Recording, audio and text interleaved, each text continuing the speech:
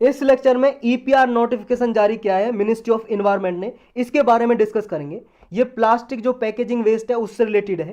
Plastic जो waste हो जाता है, जैसे मान लो पैकेजिंग करने के लिए प्लास्टिक यूज होता है।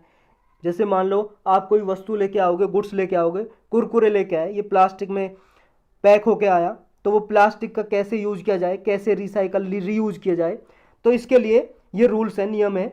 ड्राफ्ट अभी दिया है। ड्राफ्ट का मतलब है कि जब ये रूल्स लागू होंगे, कुछ इस तरह के अभी नियम दिए हैं कि भाई साहब ये ड्राफ्ट है, जब हम रूल लागू करेंगे इस तरह के होंगे। तो इससे पहले नियम बने हुए हैं प्लास्टिक वेस्ट मैनेजमेंट रूल 2016 के, 2016 के रूल के अकॉर्डिंग ये अभी ईपीआर नोटिफिकेशन जारी किया है इन्वायरमेंट मिनिस्ट्री ने। ईपीआर का मतलब है एक्सटेंडेड प्रोड्यूसर रिस्पॉन्सिबिलिटी। इसका मतलब यह है कि जो प्रोड्यूसर है, जो बनाता है, पैदा करता है, जो प्लास्टिक बना रहा है, प्रोड्यूस कर रहा है, उसकी रिस्पॉन्सिबिलिटी होगी, उसकी उत्तरदायित्वता होगी, कि उसकी जिम्मेदारी होगी कि जो प्लास्टिक उसने प्रोड्यूस किया है भाई साहब, उसे कलेक्ट भी वही करे। क्योंकि प्लास्टिक से होता है पॉल्यूशन, इन्वायरमेंट में पॉल्यूशन होता है, बहुत से जीव जंतु सबको नुकसान होता है, मेरीन जो हमारे रिसोर्सेज हैं उनको नुकसान होता है। तो इसको कौन कलेक्ट करेगा?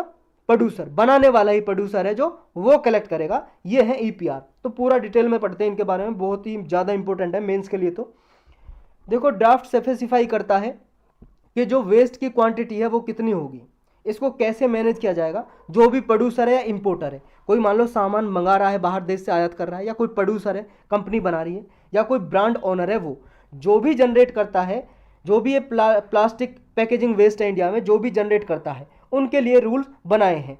पहले देखो, मिनिस्ट्री ने नोटिफाई किया था plastic waste management amendment rule 2021 में, इसी साल में किए थे। ये देखो, जो सिंगल यूज प्लास्टिक है, सिंगल यूज का मतलब जैसे आप कुरकुरे खरीद के लाए, या मान लो आप कोई चॉकलेट खरीद के लाए, वो प्लास्टिक में कवर होकर आता है, पैक होकर आता है, लेकिन वो सिंगल यूज है ना, एक बार यूज की फिर आपने डस्टबिन में फेंक दी वो, तो ये सिंगल यूज हो गया। तो इनको ये रूल बनाए थे 2021 में कि सिंगल यूज प्लास्टिक है, 2022 तक इसको खत्म किया जाएगा, इसको बिल्कुल एलिमिनेट किया जाएगा, प्रोहिबिट किया जाएगा। ये प्रोड्यूसर का मैंडेट क्या है इसमें, जो नए ड्राफ्ट बनाया है, प्रोड्यूसर का क्या इसमें रोल होगा, किस क्या क्या चीज़ उसको करनी पड़ेगी। देखो, जो प्रोड्यूसर है प्लास्टिक पैकेजिंग का, उसे क्या है, जो भी उसकी प्रोड्यूस है 2024 तक उसे कलेक्ट करनी पड़ेगी। मिनिमम परसेंटेज कुछ ऐसी होगी प्लास्टिक की, उसे रिसाइकल करनी पड़ेगी और दोबारा से यूज करनी पड़ेगी। और जो प्रोड्यूसर है प्लास्टिक का, उसकी ये ऑब्लिगेशन है, उसको ये मतलब कंपलसरी कर दिया है कि उसे डिक्लेयर करने पड़ेगा, गवर्नमेंट को बताना पड़ेगा। एक सेंट्रलाइज वेबसाइट होगी, इंटरनेट पे एक वेबसाइट होगी, जैसे google.com एक वेबसाइट है, ऐसे गवर्नमेंट की एक वेबसाइट होगी। तो जो भी प्रोड्यूसर है प्लास्टिक का, जो भी कंपनी प्लास्टिक बना रही है, प्रोड्यूस कर रही है, उसको हर एक साल एनुअली कितना प्लास्टिक वो बना रहा है, ये सारी इंफॉर्मेशन देनी पड़ेगी इस वेबसाइट पे। जो ईपीआर सर्टिफिकेट है, इसमें एक सर्टिफिकेट का मतलब एक ऐसा सिस्टम है जो प्लास्टिक बना रहा है और जो यूज कर रहा है, यूजर है चाहे मेकर है, उसको ये कलेक्ट करने का सर्टिफिकेट मिलेगा। वो plastic package can collect A certificate, और वो ईपीआर सर्टिफिकेट कहलाएगा। ईपीआर सर्टिफिकेट को वो ट्रेड भी कर सकता है। ये ईपीआर का मतलब ये हो गया कि प्रोड्यूसर की रिस्पॉन्सिबिलिटी है कि इन्वायरमेंट को मैनेज करने के लिए जो भी प्रोड्यूस किया उसने प्लास्टिक, वो तब तक उसकी लाइफ एंड ना होए, जब तक प्लास्टिक मिल ना जाए, डिग्रेड ना हो जाए, तब तक की रिस्पॉन्सिबिलिटी, जिम्मेदारी किसकी है?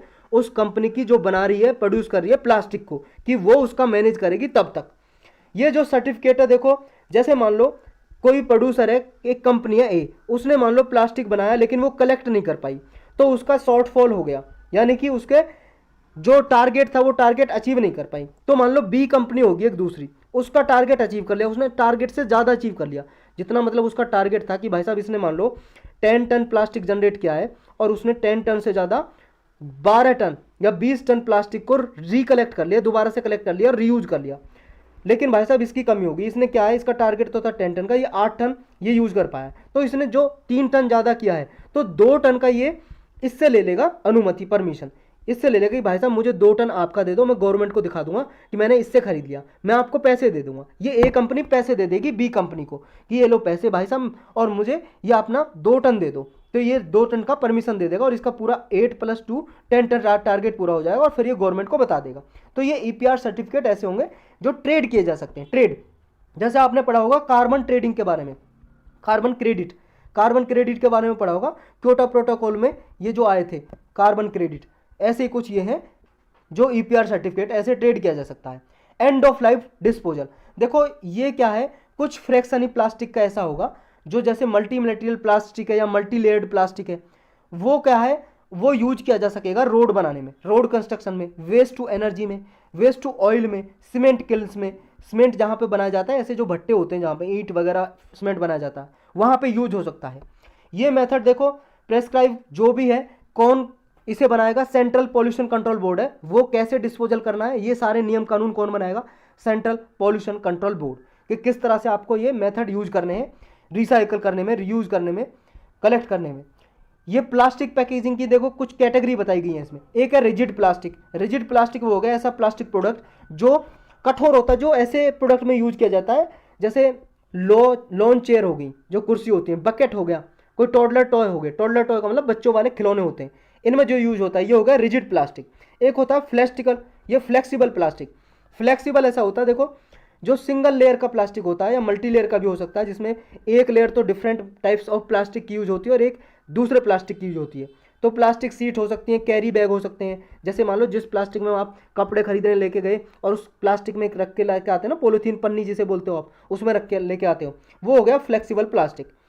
एक है मल्टी लेयर्ड प्लास्टिक पैकेजिंग। देखो एक लेयर तो प्लास्टिक की होगी, एक दूसरा मटेरियल होगा प्लास्टिक के अंदर, वो हो गया मल्टी लेयर प्लास्टिक पैकेजिंग।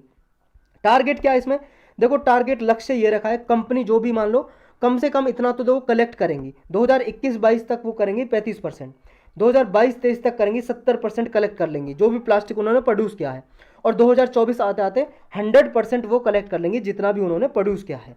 2024 तक देखो मिनिमम 50% ऐसा रिजिड प्लास्टिक है जो वो रिसाइकल करना पड़ेगा, और 30% जो कैटेगरी 2 और 3 का है, कैटेगरी 2 3 हमने पढ़ी थी ना, मल्टीलेयर प्लास्टिक 3 वाली होगी और फ्लेक्सिबल प्लास्टिक होगी 2nd कैटेगरी।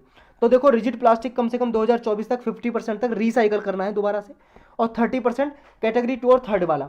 एवरी ईयर देखो 2026 और 27 के बाद 80% जो कैटेगरी 1 का है और 60% अदर 2 कैटेगरी का रिसाइकल करना पड़ेगा 2026-27 के बाद हर साल। सिमिलर टारगेट रखे गए हैं ऐसी कंपनी के लिए जो यूज करती है पैकेजिंग मटेरियल, इंपोर्ट करती है जो बाहर से, उसमें यूज करती है। अब ये ईपीआर सर्टिफिकेट का बाई करने का क्या तरीका है, जो हमने ऊपर डिस्कस किया ना, केस बाय केस, कोई मान लो कमी रह गई है, किसी को टारगेट में कमी रह गई है तो दूसरी कंपनी से खरीद सकता है वो।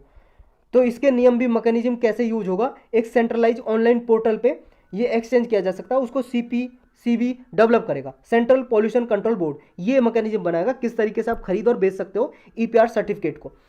सीपीसीबी देखो क्या है, एक स्टैट्यूटरी बॉडी है, सांविधिक संस्था, ये नियम कानून बनाती है, ये भी रूल्स वगैरह, कानून तो नहीं, रूल्स वगैरह नियम बनाती है, कैसे उनको इंप्लीमेंट करती है, जो गवर्नमेंट कानून बनाती है, रूल बना के इंप्लीमेंट करती है उन कानून को, कि पॉल्यूशन को कैसे कंट्रोल किया जाए, प्रदूषण को कैसे कम किया जाए। ये देखो सीपीसीबी एक स्टैट्यूटरी बॉडी है, स्टैट्यूटरी बॉडी है, सांविधिक संस्था। अब नॉन कंप्लाइंस मतलब जो मान लो कंपनी ना माने तो उसका क्या मतलब, उसका क्या सॉल्यूशन होगा जो कंपनी ना माने। देखो कोई ट्रेडिशनल फाइन तो है नहीं, लेकिन फिर भी उसे इन्वायरमेंटल कंपनसेशन देना पड़ेगा, बस नाम दे दिया मुआवजा है तो फाइन ही देना पड़ेगा, बस नाम दे दिया पर्यावरण मुआवजा देना पड़ेगा, इन्वायरमेंटल कंपनसेशन देना पड़ेगा उसे, और ये स्पेसिफाई नहीं किया, अभी बताया नहीं है रूल्स में कि कितना देना पड़ेगा, ये आगे गवर्नमेंट बताएगी कितना देना पड़ेगा। इसमें जो जैसे फाइन है एक तरह से ये वो एंटिटीज जो अपने टारगेट्स को अचीव नहीं कर पाई और जिन्होंने क्रेडिट भी परचेज नहीं किया, यानी कि ईपीआर जो सर्टिफिकेट है दूसरी कंपनी से नहीं लिया, तो उन्हें फाइन देना ही देना पड़ेगा। और ये देखो विद इन 3 ईयर्स तक क्या है, ये टारगेट 40% मतलब अगर मान लो टारगेट को वो 3 साल के अंदर अंदर अचीव कर लेती हैं, तो जो उन पर फाइन लगाया है ना, फाइन जैसे मान लो कोई कंपनी अपना टारगेट अचीव नहीं कर पाई, उन पर फाइन लगा दिया, लेकिन अगले 3 सालों में उसने अपना टारगेट अचीव कर लिया, तो उन्हें 40% जो फाइन लिया है ना, वो 40% वापस कर दिया जाएगा। अगर 3 साल में नहीं करती तो नहीं किया जाएगा। ये फंड जो भी कलेक्ट किया जाएगा, जो भी फाइन लगाया है कंपनीज पे, वो फाइन देखो एक अलग अकाउंट में रखा जाएगा जिसका नाम है एक्स्ट्रा अकाउंट, उसमें रखा जाएगा ये फाइन जो भी कलेक्ट किया जाएगा। और ये फंड कलेक्ट करके किस लिए यूज किया जाएगा, प्लास्टिक को रिसाइकल करने के लिए, प्लास्टिक को डिस्पोज करने के लिए, रिसाइकल करने के लिए, कलेक्ट करने के लिए, दोबारा से रीयूज करने के लिए ये यूज किया जाएगा। जो बैनिंग प्लास्टिक है वो क्या, देखो जुलाई 2022 से लेके जो सिंगल यूज प्लास्टिक है, कुछ ऐसी रेंज है जो सिंगल यूज प्लास्टिक है वो बिल्कुल बैन कर दिया जाएगा, प्रतिबंध कर दिया जाएगा। इनमें आता है जैसे ईयरबड, प्लास्टिक स्टिक होना, ईयरबड जो कान खुजाने के लिए आप स्टिक यूज करते हो, ऐसी होता है, एक प्लास्टिक बीच में होता है, आसपास रुआ ये रुई लगी होती है कॉटन, उसको आप कान खुजाते हो, कान से मैल निकालते हो, अपना डस्ट निकालते हो, वो ईयरबड होते हैं, उनको बिल्कुल ये प्लास्टिक जो इनमें यूज होती है प्लास्टिक बिल्कुल बैन कर दी जाएगी। प्लास्टिक स्टिक जो बालून में, गुब्बारे में जो प्लास्टिक स्टिक जो यूज होती है वो बिल्कुल बैन, प्रतिबंध कर दी जाएंगी।